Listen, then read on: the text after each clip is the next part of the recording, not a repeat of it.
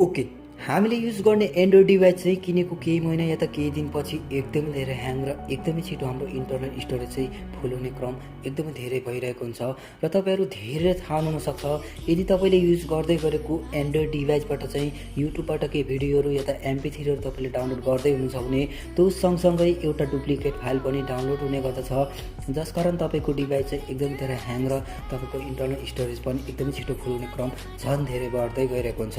र यो अवस्थामा चाहिँ तपाईँहरू धेरैले चाहिँ आफ्नो डिभाइसमा रहेको केही फोटो या त भिडियोहरू डिलिट गर्नुहुन्छ या त तपाईँले चाहिँ आफ्नो डिभाइसले नै रिसेट गर्नुहुन्छ। र साथीहरू, आजको यस भिडियो मार्फत चाहिँ म तपाईँहरूलाई आफ्नो ग्यालरीमा रहेको कुनै पनि फोटो या त भिडियोलाई डिलिटै नगरिकन या त तपाईँले चाहिँ आफ्नो डिभाइसलाई रिसेटै नगरिकन तपाईँले चाहिँ आफ्नो डिभाइसको इन्टरनल स्टोरेज चाहिँ कसरी खाली गर्न सक्नुहुन्छ भनेर यो भिडियो लिएर आएको छु। कृपया भिडियोमा आज फर्स्ट टाइम भिजिट गर्दै हुनुहुन्छ भने यो भिडियोलाई लाइक गर्न पनि नबिर्सनु होला। र यस्तै फरक फरक किसिमको टेक्निकल भिडियोहरू अझ धेरै हेर्न चाहनुहुन्छ भने दिपेश टेक एन्ड युट्युब च्यानललाई पनि सब्सक्राइब गरेर यो साइटमा भएको अल नोटिफिकेसन बेललाई पनि अन गर्न नबिर्सनु होला। आउनुहोस् भिडियो सुरु गरौँ।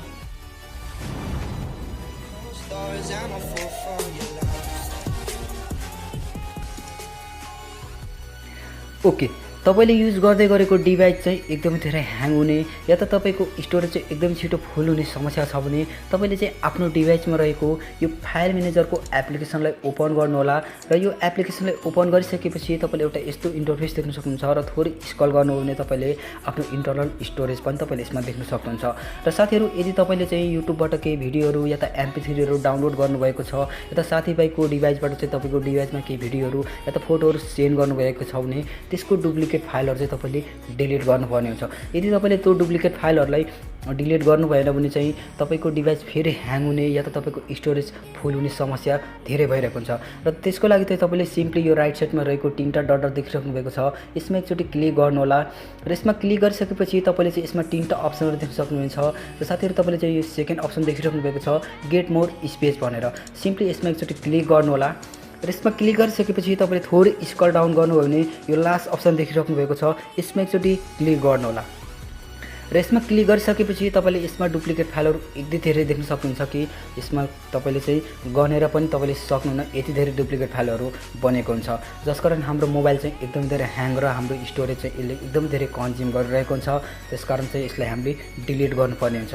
साथीहरू, यो डुप्लिकेट फाइल चाहिँ तपाईँले डिलिट गर्ने अप्सन बाहेक अरू कुनै अप्सनहरू देख्न सक्नुहुन्न। र अब तपाईँले चाहिँ यसलाई अल डिलिट गर्न चाहनुहुन्छ भने यो अलको अप्सनमा क्लिक गरेर पनि तपाईँले अल डिलिट गर्न सक्नुहुन्छ। र तपाईँले एउटा यसरी राइट गरेर पनि तपाईँले यसलाई डिलिट गर्न सक्नुहुन्छ। र साथीहरू, म यसमा थोरै तपाईँलाई डिलिट गरेर देखाउने छु र यसमा थोरै डिलिट गर्दाखेरि कति हाम्रो स्टोरेज चाहिँ खाली हुँदो रहेछ र म तपाईँलाई यसमा देखाउन गइरहेको छु। र साथीहरू, मैले चाहिँ 15वटा डुप्लिकेट फाइलहरू चाहिँ यसमा राइट गरिसकेको छु र म यसलाई अब डिलिट गर्न गइरहेको छु। र हाम्रो स्टोरेज चाहिँ कति खाली हुँदो रहेछ म तपाईँलाई देखाउन 20वटा म राइट गर्न चाहन्छु। र तपाईँले देखिसक्नु भएको छ 20वटा हाम्रो डुप्लिकेट फाइल चाहिँ मैले राइट गरिसकेको छु। अब तपाईँले यो डिलिटको अप्सन देख्न सक्नुहुन्छ, सिम्पली यो डिलिटको अप्सन एकचोटि क्लिक गर्नुहोला र यसरी डिलिट गरिदिनु होला। र साथीहरू, तपाईँले यसमा थोरै वेट गर्नुहोला, यो डिलिट भइरहेको छ। र साथीहरू, तपाईँले यसमा देख्न सक्नुहुन्छ हाम्रो चाहिँ 4.48 MB चाहिँ हाम्रो स्पेस खाली भइसकेको छ र तपाईँले देख्न सक्नुहुन्छ। यस्तै गरेर तपाईँले चाहिँ टोटली तपाईँको यो डुप्लिकेट फाइलहरू तपाईँले डिलिट गर्नुभयो भने तपाईँको इन्टरनल स्टोरेज चाहिँ एकदमै धेरै खाली हुनेछ। र यस्तै गरेर तपाईँले चाहिँ सबै डुप्लिकेट फाइलहरूलाई डिलिट गर्नुहोला यदि तपाईँको मोबाइल एकदमै धेरै ह्याङ भइरहेको छ र तपाईँको स्टोरेज चाहिँ फुल भइरहेको छ भने। अब तपाईँले चाहिँ यसमा ओके गरिदिनु होला। र साथीहरू, तपाईँहरूको लागि अब एकदमै इम्पोर्टेन्ट एउटा सेटिङ म बताउन गइरहेको छु। यदि तपाईँले चाहिँ अझ धेरै तपाईँको स्टोरेजलाई बढाउन चाहनुहुन्छ र तपाईँको स्टोरेज पुरै खाली गर्न चाहनुहुन्छ भने तपाईँलाई म यसमा सिकाउन गइरहेको छु। त्यसको लागि चाहिँ भिडियोलाई अन्तिमसम्म हेर्नु होला। र सिम्पली तपाईँले चाहिँ आफ्नो डिभाइसलाई मिनिमाइज गर्नुहोला। र मिनिमाइज गरिसकेपछि साथीहरू, अब तपाईँले यसमा एउटा एप्लिकेसन देख्न सक्नुहुन्छ फोटोस भनेर। साथीहरू, यो एउटा गुगल्स फोटो हो। तपाईँहरू योभन्दा अगाडि पनि मैले एउटा भिडियो बनाएको थिएँ, यसमा कसरी हाम्रो रिसेन्टली डिलिट भएको फोटोहरूलाई रिकभर गर्न सकिन्छ या त यसलाई चाहिँ हराएको मोबाइलबाट चाहिँ कसरी फोटोहरूलाई चाहिँ रिकभर गर्न सकिन्छ भनेर यो माथि आई बटनमा तपाईँहरूले देखिराख्नु भएको छ, यसमा चाहिँ एउटा लिङ्क सो भइरहेको छ। त्यो क्लिक गरेर पनि तपाईँले चाहिँ यो गुगल फोटोको बारेमा तपाईँले जानकारी प्राप्त गर्न सक्नुहुन्छ। र साथीहरू, अब तपाईँले अझ धेरै स्पेस गर्न चाहनुहुन्छ भने यही गुगल फोटोको एप्लिकेसनलाई फेरि ओपन गर्नु होला। र साथीहरु गुगल्स फोटो ओपन गरिसकेपछि तपाईले एउटा यस्तो इन्टरफेस देख्न सक्नुहुन्छ। यसमा चाहिँ तपाईको जति पनि ग्यालरीमा रहेको फोटो या त भिडियोहरु तपाईले सबै देख्न सक्नुहुन्छ। यदि तपाईले चाहिँ यो एप्लिकेसनलाई युज गर्दै हुनुहुन्छ या गर्दै हुनुहुन्न भने तपाईले चाहिँ यसलाई डाउनलोड गरेर युज गर्नु होला। र फर्स्ट अफ अल तपाईले चाहिँ अब आफ्नो डिभाइसमा रहेको स्टोरेजलाई खाली गर्नको लागि तपाईले यो राइट साइडमा देख्नुहुन्छ एउटा लोगो, यसमा एकचोटी क्लिक गर्नु होला। र यसमा क्लिक गरिसकेपछि तपाईले चाहिँ यसमा पर्सनल आफ्नो जीमेल एकाउन्टलाई एक्टिभ गर्नु होला। र साथीहरु यसमा आफ्नो पर्सनल जीमेल एकाउन्ट एक्टिभ गरिसकेपछि तपाईले चाहिँ केही सेटिङहरु अन गर्नुपर्ने छ। तब मात्र तपाईले चाहिँ आफ्नो डिभाइसमा रहेको स्टोरेज चाहिँ तपाईले खाली गर्न सक्नुहुन्छ। त्यसको लागि तपाईले सिम्पली यहाँ देखिरहेको छ लाइब्रेरीको अप्सन, यो लाइब्रेरीमा एकचोटी क्लिक गर्नु होला। र यो लाइब्रेरीमा क्लिक गरिसकेपछि तपाईले यहाँ देख्नुहुन्छ एकदमै धेरै अप्सनहरु, तपाईको क्यामेराबाट कति फोटोहरु सुट गरिएको छ, तपाईको मेसेन्जरबाट कति फोटोहरु तपाईले गर्नुभएको छ, तपाईले आफ्नो काइन मास्टरबाट कति भिडियोहरु एक्सपोर्ट गर्नुभएको छ, यहाँ तपाई सबै देख्न सक्नुहुन्छ। र साथीहरु तपाईले चाहिँ यो सबै अप्सनहरुलाई अन गर्नुपर्ने छ। तब मात्रै तपाईले चाहिँ यसबाट तपाईले रिसेन्टली डिलिट भएको फोटो या त भिडियोलाई तपाईले डाउनलोड गरेर फेरि युज गर्न सक्नुहुन्छ। या त तपाईले चाहिँ आफ्नो ग्यालरीलाई या त आफ्नो डिभाइसलाई रिसेट गर्दै हुनुहुन्छ भने यसमा तपाईले इजिली तपाईको भिडियोहरु या त फोटोहरु तपाईले यसमा सेभ गरेर युज गर्न सक्नुहुन्छ। त्यसको लागि तपाईले चाहिँ यदि तपाईको डिभाइसबाट कुनै भिडियो या त फोटोहरु एकदमै इम्पोर्टेन्ट थियो तर डिलिट भइहाल्यो भने तपाईले यहाँ देखिरहनु भएको छ ट्रासको अप्सन, यसमा एकचोटी क्लिक गर्नु होला। र यसमा क्लिक गरिसकेपछि तपाईको यदि रिसेन्टली डिलिट भइहालेको फोटो भिडियोहरु थियो भने तपाईले यसबाट रिकभर गर्न सक्नुहुन्छ र तपाईले चाहिँ सजिलोसँग युज गर्न सक्नुहुन्छ। यसमा चाहिँ तपाईले जम्मा 60 दिनको म्याद दिएको हुन्छ। 60 दिन भित्रसम्म चाहिँ तपाईले डिलिट भइहालेको फोटो या त भिडियोहरु तपाईले चाहिँ डाउनलोड गरेर युज गर्न सक्नुहुन्छ। र तपाईले देख्न सक्नुहुन्छ डिलिटेड आफ्टर 16 डेज, तपाईले चाहिँ यसबाट रिकभर गरेर युज गर्न सक्नुहुन्छ। र साथीहरु तपाईहरुले यसरी स्क्रल गर्नुभयो भने तपाईले यसमा देख्न सक्नुहुन्छ यो सबै यसमा चाहिँ तपाईले चाहिँ देख्न सक्नुहुन्छ कुनै पनि यस्तो खालको व्हाइट कलरको आइकन तपाईले देखिराख्नु भएको छ। यसमा चाहिँ आइकनहरु देखिरहेको छ र यो आइकनलाई चाहिँ तपाईले अन गर्नुपर्ने हुन्छ।